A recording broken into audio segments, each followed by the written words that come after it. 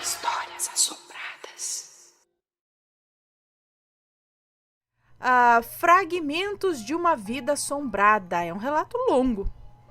Olá, Ana, Matheus e família assombrada. Meu nome é Fulana, mas como sei que a Ana vai me chamar de Fulana, eu vou pedir para que me chame então de Uliana. Nome fictício, ok. Pois não gosto muito da fonética da palavra fulana.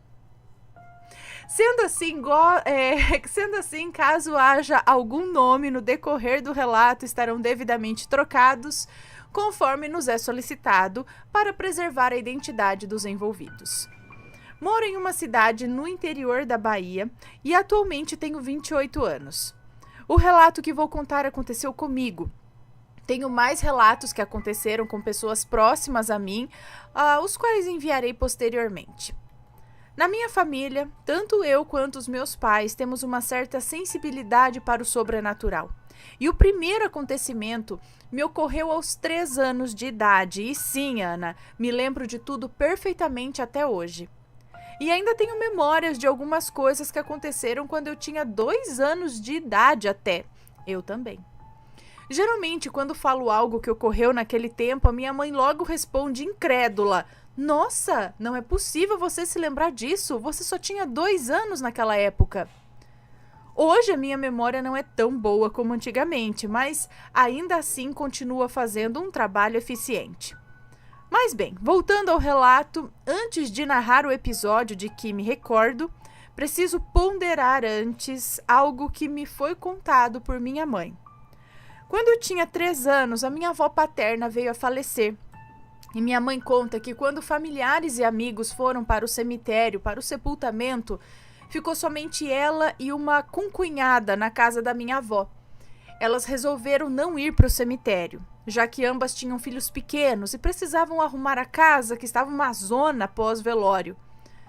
Antes de começar a pôr em ordem a bagunça, a minha mãe me colocou para dormir em uma cama que geralmente ela sempre usava quando estava naquela casa e, como de costume, ela dobrou um cobertor e colocou na beira da cama, fazendo uma espécie de obstáculo para que, se porventura eu rolasse, não chegasse a cair no chão. Feito isso, ela foi cuidar de seus afazeres e, passado algum tempo, ao passar em frente ao quarto que eu estava, o qual não tinha porta, ela ficou de cabelo em pé, pois o cobertor que ela havia dobrado estava estendido sobre a cama, de modo que eu estava coberta por ele, somente com a cabeça para fora.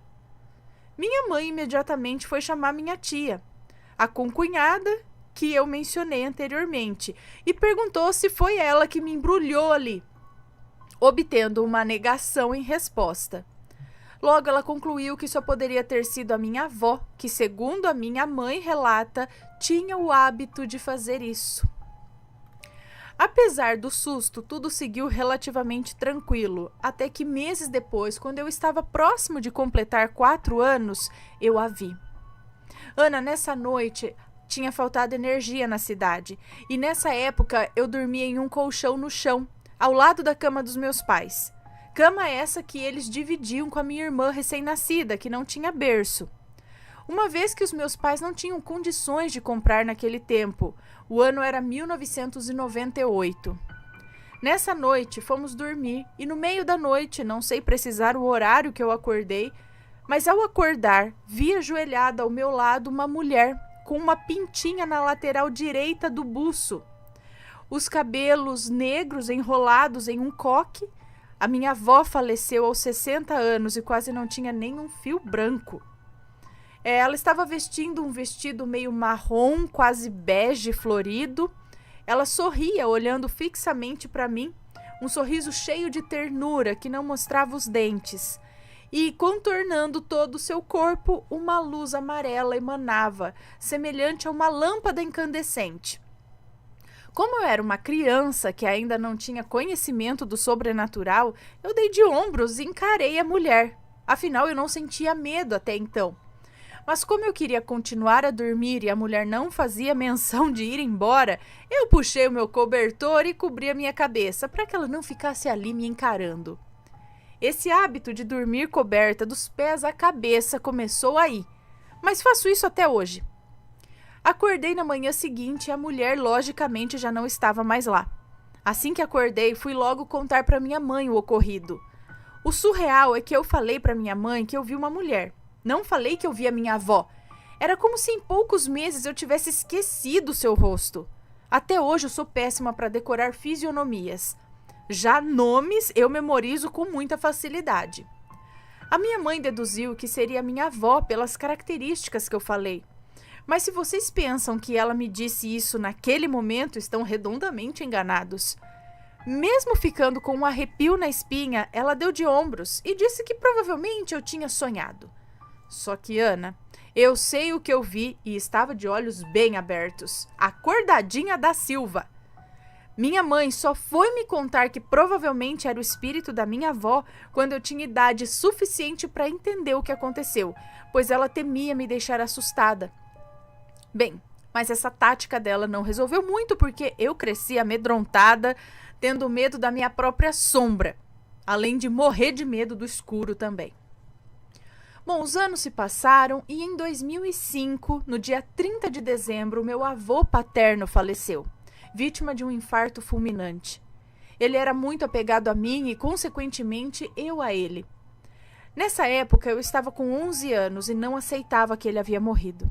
Chegava a pensar que ele havia sido enterrado vivo e que ia sair de sua cova e voltar para casa são e salvo.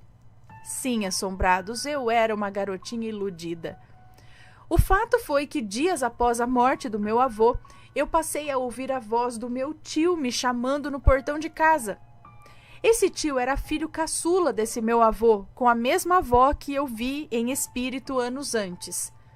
No momento do desencarne do meu avô, esse referido tio segurava sua mão em seu leito de morte, pois moravam na mesma casa. Desse modo, sempre que eu ouvia o meu tio me chamando, eu ia no portão para abrir a porta. E, pasmem, não havia ninguém lá. O curioso é que a minha mãe também ouvia a mesma coisa.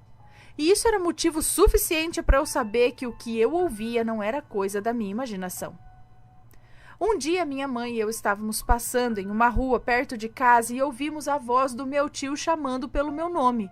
Esqueci de ressaltar que ele me chamava não exatamente pelo meu nome, mas sim pelo meu apelido. Naquele momento, ao olharmos ao mesmo tempo para trás, pudemos constatar que não havia ninguém. A rua estava deserta. Nos entreolhamos aturdidas e, a partir de então, a minha mãe começou a oferecer missa para a alma dos meus avós. E tudo ficou tranquilo, ou quase tranquilo, porque, doravante, passei a ter pesadelos horríveis.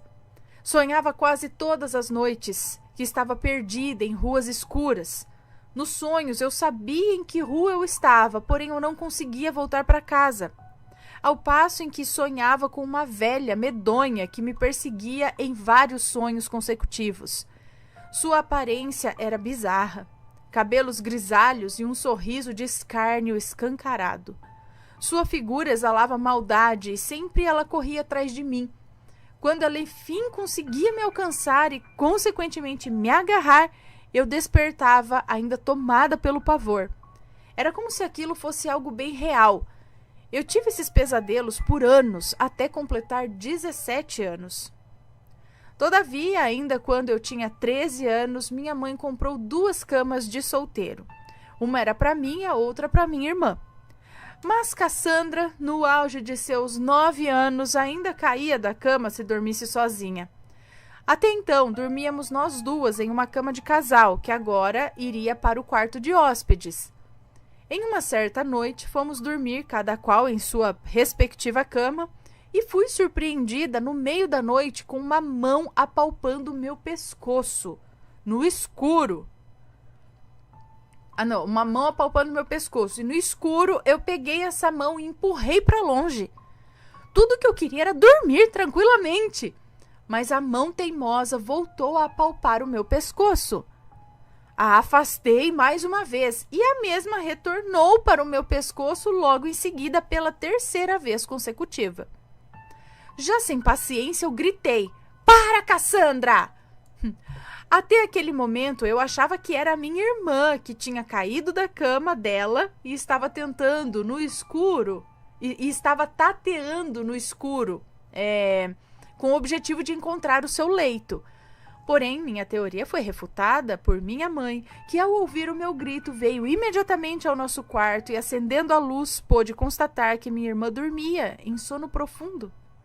Mesmo assim, ela ainda acordou a pobrezinha para questionar se a mesma havia caído da cama, e ela, sonolenta, respondeu obviamente que não. Ana, eu juro que eu estava com tanto sono que nem senti medo naquele momento. No entanto, essa mão veio me perturbar mais 3 noites seguidas, e foi então que eu fiquei apavorada. Eu não conseguia mais dormir sozinha e sempre juntava a minha cama com a da minha irmã para tentar amenizar o pavor. Minha mãe, mais uma vez, foi oferecer missa para as almas. Ai, mordi a boca. Meus pais se consideram católicos, apesar de muito raramente frequentarem as missas. Já eu, hoje, não tenho nenhuma religião, pois não gosto de me prender a rótulos. Eu respeito todas as religiões e confesso que gosto bastante do espiritismo, mesmo não frequentando nenhum centro espírita. Aliás, foi estudando espiritismo por conta própria que passei a sentir menos medo dos acontecimentos sobrenaturais que me rodeavam. Depois de 3 visitas dessa mão misteriosa, ela resolveu me deixar em paz. Mas volta e meia eu via vultos e sentia cheiros de vela sem ter nenhuma vela acesa em casa. Enquanto isso, a velha medonha me aterrorizava em sonhos, ou melhor, em pesadelos. A última vez que a vi no sonho foi bizarro. O pesadelo iniciava com uma escuridão e logo surgia uma esfera de claridade que ia meio que caminhando, sabe? Como se fosse o foco de uma lanterna iluminando uma parede na escuridão. E de repente essa lanterna, entre aspas, parava focando o rosto da velha supracitada. Nesse momento, eu acordei num sobressalto, morta de medo, e ao pegar o meu celular para me distrair, pois não mais conseguiria dormir, entrei em um site para fazer download de vários, se não me engano, se chama fazer download de vídeos, de vários. Fazer download de vídeos, se não me engano, se chamava não sei o quê. E coincidentemente ou não, foi tão coincidência assim, eu vi um anúncio que dizia em inglês: Prayer has the power to change your life. Traduzindo, a oração tem o poder de mudar a sua vida. Eu tive certeza que essa frase era para mim, pois eu tinha e tenho até hoje o hábito de dormir sem orar. Hábito que estou deixando, pois percebi que quando eu oro, eu tenho uma noite de sono mais tranquila. Depois desse dia, essa velha nunca mais me perturbou, graças a Deus. Foi bem nessa época que eu passei a me interessar pela doutrina espírita e pela projeção astral. E por falar em projeção astral, consegui fazer uma projeção uma única vez, e isso pode ser história para um próximo relato. Agora, toda vez que eu sei que estou prestes a ter um desdobramento, eu me forço a acordar, pois tenho medo de ver coisas que não quero ver. Quando eu tinha 18 anos, mais precisamente no período eleitoral, eu vi mais uma aparição. Era pouco mais de 10 horas da noite e o meu namorado, que hoje é meu marido, havia acabado de me deixar em casa depois de uma reunião de uma ONG que fazíamos parte na época. Ele foi embora logo que eu adentrei o portão, deixando-me sozinha, uma vez que minha irmã e minha mãe estavam em um comício do candidato favorito lá da minha mãe. Conforme os minutos foram passando, com o intuito de ver se elas já estavam chegando, fui para a janela. E nesse momento, na rua, à minha frente, a mais ou menos 6 metros de distância, vejo no meiozinho da rua uma mulher com uma longa túnica branca, parecendo uma camisola de hospital, sabe? Assim. Os cabelos soltos, eram pretos e compridos, e ela parecia estar desesperada, pois colocava as mãos na cabeça e se contorcia de um modo estranho. Não deu para ver o rosto, e quando eu pisquei o olho, ela simplesmente sumiu, evaporou. Não tinha como ela ter atravessado a rua e desaparecido tão rápido assim, correndo. Realmente foi apenas o tempo de uma piscada de olho. Eu gelei naquele momento. Gente desse mundo não iria desaparecer assim, muito menos sair na rua vestida daquele jeito. Abri a porta e fui esperar minha mãe na rua. Vai que aquela aparição resolve aparecer dentro de casa, né? Na rua, pelo menos, eu poderia gritar pelos vizinhos de modo mais rápido e mais audível. Quando minha mãe e minha irmã chegaram, contei o ocorrido para elas, que ficaram assustadas, mas não quiseram prolongar o assunto, pois elas também eram medrosas de carteirinha. Mais uma vez a vida seguiu o seu curso e um dia, enquanto eu e meu namorado fazíamos um passeio por um povoado próximo da minha cidade, resolvemos visitar o cemitério dessa cidade. Eu sempre gostei, ou o cemitério desse povoado, enfim. Eu sempre gostei de visitar cemitérios. Geralmente, no dia de finados, que era quando eu visitava o túmulo dos meus avós, eu passava horas explorando o local, tumba por tumba, somente para ler o nome das pessoas que jaziam ali, o seu ano de nascimento e falecimento, tudo com muito respeito, é claro. Nesse dia que entramos no cemitério do povoado acima mencionado, não era dia de finados, mas mesmo assim entramos. Ficamos por alguns minutos contemplando as lápides e, ao sairmos, comecei a sentir cheiro de rosas. Somente eu sentia. O meu namorado não sentia nada. Desse povoado até a minha casa era um percurso de cerca de 40 minutos de moto. E passei todo o trajeto e algum tempo depois de chegar em casa ainda sentindo o cheiro de rosas. Assombrados, caso isso já tenha acontecido com vocês e se alguém sabe o que significa, deixem nos comentários, pois isso até hoje me intriga. O último acontecimento que vou contar hoje aconteceu quando eu ainda era solteira e morava com os meus pais. Naquela casa, eu sempre vivia com medo. Eu via vultos e não conseguia dormir direito. Acordava sempre gritando com pesadelos e não assombrados. Não acredito que a casa seja mal assombrada, visto que foi o meu pai que construiu e fomos os primeiros moradores dela. Certa noite eu estava dormindo e acordei com uma voz masculina atrás de mim, e essa voz me disse: "Você não pode fugir do seu destino." E ao invés de eu perguntar o que aquilo significava, eu simplesmente perguntei, me borrando de medo: "Quem é você?" Ao passo que o desconhecido respondeu: "Vire-se que verás quem sou." E quem disse que eu tive coragem, né, gente? Eu simplesmente apertei os olhos, fechando o máximo que podia para me certificar que eu não veria nadinha. Resultado, a voz sumiu e eu escutei... A voz sumiu e eu custei a pegar no sono. Mas depois de algum tempo, finalmente consegui dormir. Nunca mais ouvi essa voz e até hoje eu não entendo o que esse ser quis dizer com aquelas palavras. Me casei em 2016 e moro num loteamento novo, afastado da cidade, com muito mato em volta e com poucos vizinhos. Mas, estranhamente, não sinto medo de ficar sozinha aqui. Não vejo vultos na minha casa, ainda tenho pesadelos e às vezes sonhos enigmáticos que têm algo a ver com acontecimentos vindouros em minha vida.